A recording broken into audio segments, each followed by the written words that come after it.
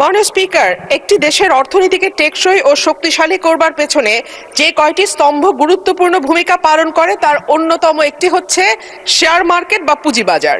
আজকের বিশ্বে যেসব দেশের অর্থনীতি সমৃদ্ধ ও প্রতিযোগিতামূলক তাদের শক্তির অন্যতম উৎস হচ্ছে শেয়ার বাজার, কিন্তু আনফরচুনেটলি বাংলাদেশের শেয়ার বাজার 96 সালে একবার এবং 2010 সালে একবার ভয়াবহ রকম পতনের শিকার হয় এবং সাধারণ ছোট বিনিয়োগকারী যারা শেয়ার বাজারে বিনিয়োগ করেছেন তারা ভয়াবহ রকম লসের শিকার হন। এবং দেখা গেছে যে শ্বেতপত্রটি প্রকাশিত হয়েছে সেটি বলছে গত 15 বছরে শেয়ার বাজার থেকে লুট হয়েছে 1 লক্ষ কোটি টাকার ওপরে।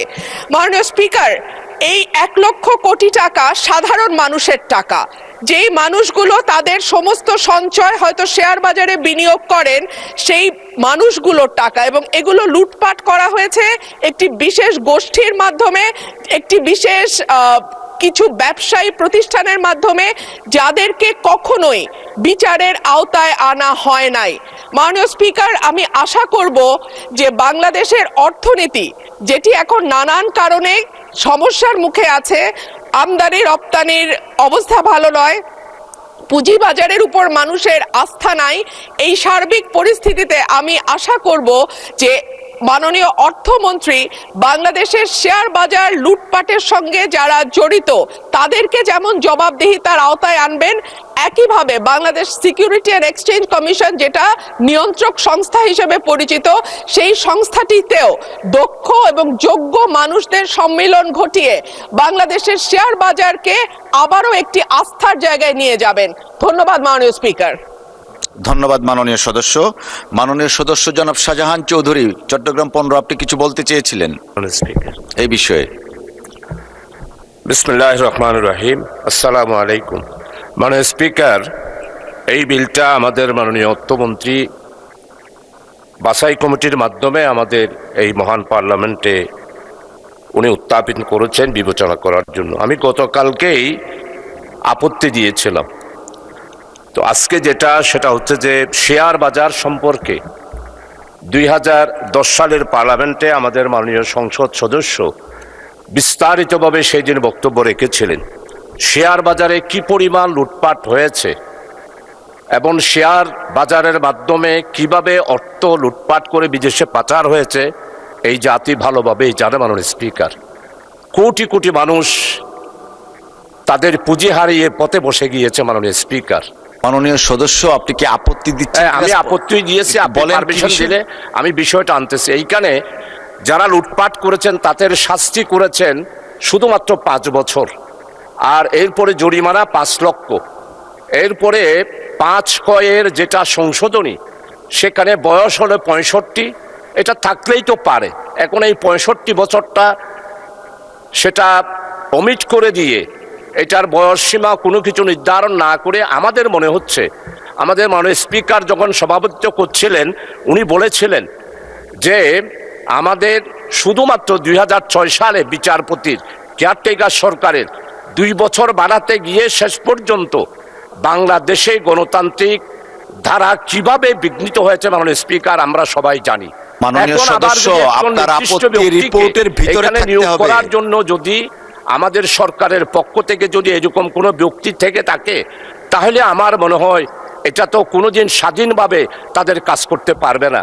তাই আমি শাস্তি এবং বয়স এই 5 ধারার 1কে উইথড্র করার সেটার ব্যাপারেই মানে স্পিকার আমি আপত্তি দিয়েছি। বিলটা জনমত যাচাই, আমি সংশোধনের জন্য গিয়েছিলাম জনমত যাচাই দেওয়ার, কিন্তু বন্ধ হয়ে গিয়েছিল। তাই এই বিলটি আজকে পাস না করে জনমত যাচাইয়ের জন্যে এইটা আবার জনমত যাচাইয়ের জন্য জনগণের কাছে পাঠানোর জন্যই আমি প্রস্তাব দিচ্ছি। মাননীয় স্পিকার, আপনাকে অসংখ্য ধন্যবাদ। ধন্যবাদ মাননীয় সদস্য। জনমত যাচাইয়ের জন্য আগে লিখিত প্রস্তাব দিতে হয়, সেই প্রস্তাবটা আপনি দেননি। একটু আগে মাননীয় সদস্য ব্রাহ্মণবাড়িয়া 2 উনি জনমত যাচাইয়ের প্রস্তাব দিয়েছিলেন, সেটা আমরা আমলে নিয়েছি। আপনি লিখিত কোনো প্রস্তাব দেননি, সে কারণে আমলে নেওয়া যাচ্ছে না বলে দুঃখিত। মাননীয় অর্থমন্ত্রী জনাব আমির খসরু মাহমুদ চৌধুরীকে বিশেষ কমিটি কর্তৃক সুপারিশকৃত আকারে বীমা উন্নয়ন ও নিয়ন্ত্রণ কর্তৃপক্ষ সংশোধন বিল 2026 অবিলম্বে বিবেচনার প্রস্তাব উত্থাপনের আহ্বান জানাচ্ছি। ধন্যবাদ মাননীয় স্পিকার। আমি আমির খসরু মাহমুদ চৌধুরী, অর্থমন্ত্রী, প্রস্তাব করছি যে বীমা উন্নয়ন ও নিয়ন্ত্রণ কর্তৃপক্ষ আইন 2010-এর সংশোধন কল্পে আনিত বিলটি বীমা উন্নয়ন ও নিয়ন্ত্রণ কর্তৃপক্ষ সংশোধন বিল 2026 বিশেষ কমিটি কর্তৃক সুপারিশকৃত আকারে মহান সংসদে অবিলম্বে বিবেচনার জন্য গ্রহণ করা হোক। মাননীয় স্পিকার, আপনাকে ধন্যবাদ।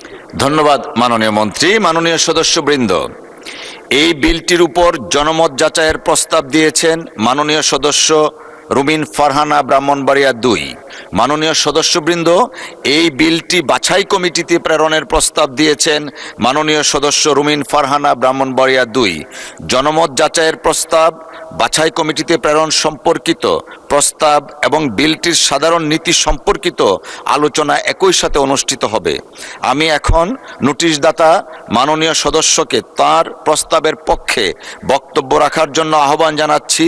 মাননীয় সদস্য, আপনার সময় 2 মিনিট। ধন্যবাদ আপনাকে। মাননীয় স্পিকার, আপনাকে ধন্যবাদ। মাননীয় স্পিকার, বাংলাদেশের অর্থনীতির অন্যতম একটি স্তম্ভ বা পিলার হচ্ছে বীমা খাত। যে কোনো দেশে মূলত 4টি খাতকে অর্থনীতির প্রধান স্তম্ভ হিসেবে ধরা হয়। তার প্রথমটা হচ্ছে পুঁজিবাজার, যেটা নিয়ে কিছুক্ষণ আগে আমরা আলোচনা করলাম।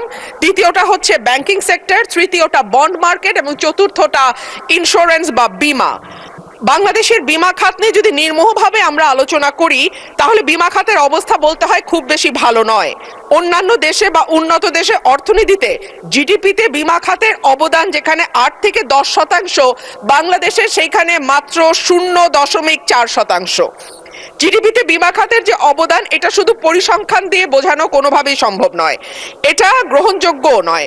বাংলাদেশের সমসাময়িক ও কাছাকাছি দেশের, এমনকি প্রতিবেশী দেশগুলো দক্ষিণ এশিয়ার মধ্যে জিডিপিতে আমাদের বীমা খাতের যে অবদান সেটি সর্বনিম্ন। তবে এখানে একটা গুরুত্বপূর্ণ পার্থক্য আছে। ভারতের মতো একটা দেশে বীমার যে ইন্ডাস্ট্রি, সেখানে কোম্পানির সংখ্যা আমাদের চেয়ে কম, অথচ আমাদের এই ছোট্ট দেশে 82টা ইন্স্যুরেন্স কোম্পানি কাজ করছে। সাধারণ বীমা, জীবন বীমা সরকারি প্রতিষ্ঠানের পাশাপাশি বেসরকারি উদ্যোক্তারা যে বীমা কোম্পানি তৈরি করেছেন, তার মধ্যে জীবন বীমাও আছে বা সাধারণ ঘরানার বীমাও আছে। কিন্তু এত বেশি সংখ্যক কোম্পানি থাকার পরেও আমাদের দেশে জিডিপিতে বীমা খাতের অবদান এত কম, যেটার কোনোভাবেই গ্রহণযোগ্য নয়। এখানে হতে পারে যে এত বেশি সংখ্যক কোম্পানি হয়তো সেগমেন্টেড কাস্টমারদের নিশ মার্কেটিং করছে। যদি আমরা বলি, হয়তো তারা সুনির্দিষ্টভাবে বাছাই করা কিছু কাস্টমার বা বিজনেসের উপরে নির্ভর করে তাদের ব্যবসা পরিচালনা করছে। এদেশের আপামর সাধারণ মানুষকে বীমা শিল্পের আওতায় নিয়ে আসতে হলে প্রয়োজন একটি সেবা যা ঝুঁকি ভালো ব্যবস্থাপনা করে। ফলে এই ঝুঁকি ব্যবস্থাপনার জন্য সর্বোত্তম বা সর্বোচ্চ ব্যবস্থাপনাকারী প্রতিষ্ঠান হচ্ছে এই বীমা কোম্পানিগুলো। কিন্তু অনেক সময় দক্ষতার অভাব এবং সৎ মানুষের হাত। ধন্যবাদ মাননীয় সদস্য। ধন্যবাদ মাননীয় সদস্য। মাননীয় অর্থমন্ত্রী জনাব আমির খসরু মাহমুদ চৌধুরীকে তার বক্তব্য রাখার জন্য আহ্বান জানাচ্ছি। মাননীয় সদস্য, আমাদের তো একটা প্রসিডিউরাল সিস্টেম এন্ড আপনি বসুন, আমরা মাঝখানে আছি, আমরা দেখব। মাননীয় অর্থমন্ত্রী জনাব আমির খসরু মাহমুদ চৌধুরীকে তার বক্তব্য রাখার জন্য আহ্বান জানাচ্ছি। ধন্যবাদ মাননীয় স্পিকার।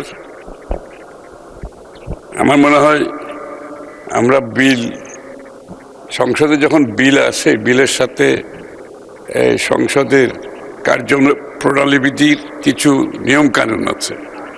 তো আমরা যদি সবাই সেটা মেনে চলি, তাহলে বোধহয় এই ইন্টারাপশনগুলো হবে না ভবিষ্যতে।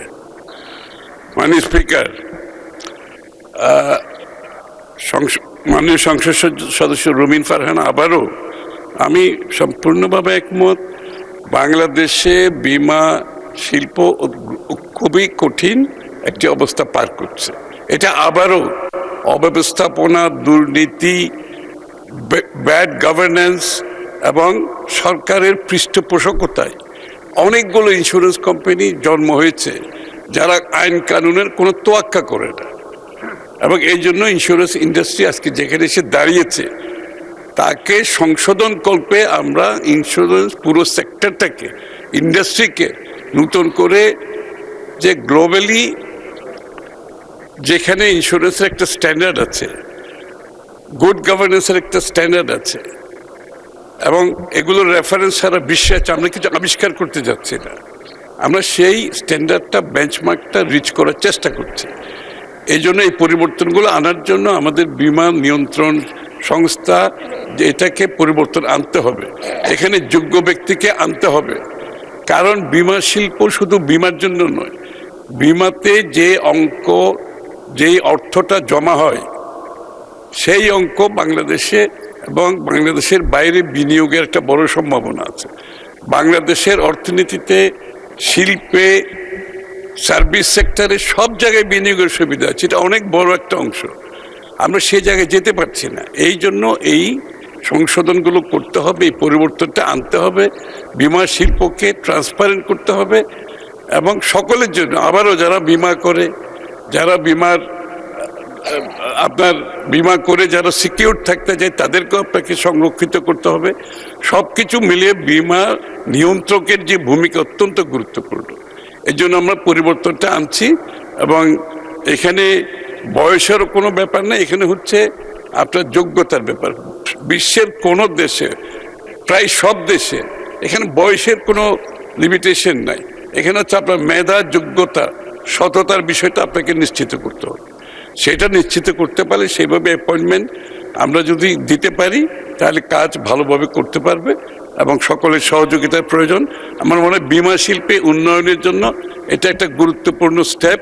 আগামীতে একটা নিয়ন্ত্রণ সংস্থা যদি একটি পুরো সেক্টরকে নিয়ন্ত্রিত করার আইন কানুনের মাধ্যমে নিয়ন্ত্রণের ব্যবস্থা না থাকে, তাহলে যেটা আমরা আজকে বাংলাদেশে দেখতে পাচ্ছি, অব্যবস্থাপনার কারণে, অদক্ষতার কারণে, দুর্নীতির কারণে, সেটা বন্ধ করা সম্ভব হবে না।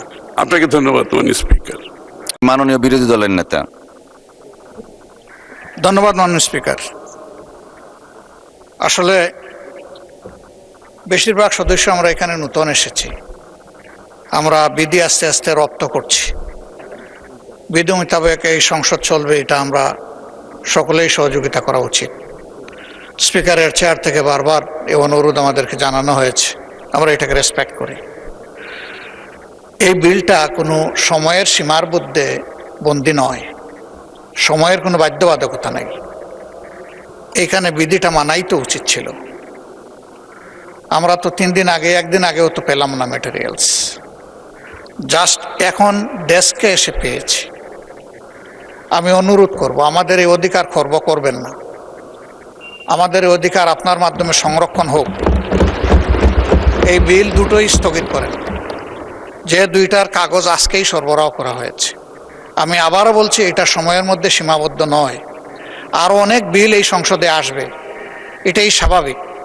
বিল আসবে, আইন সংশোধন হবে, আমরা এগিয়ে যেতে হলে এগুলো লাগবে, কিন্তু যেখানে যেটা প্রযোজ্য সেটা হওয়া উচিত।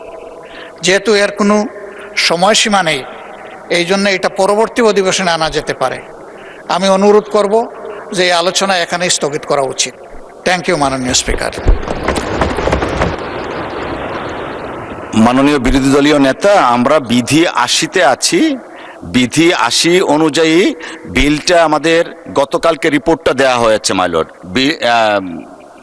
মাননীয় সদস্য, বিল দেওয়া হয়েছে গত পরশুদিন, রিপোর্ট গতকালকে দেওয়া হয়েছে। আর এটা মাননীয় স্পিকারের এখতিয়ার থাকে কন্ডন করার জন্য, আমরা এটা কন্ডন করলাম, এবং বিধি মোতাবেক আমরা এখন আইনটি পাস বা আইনটি নাকচের দিকে যাচ্ছি।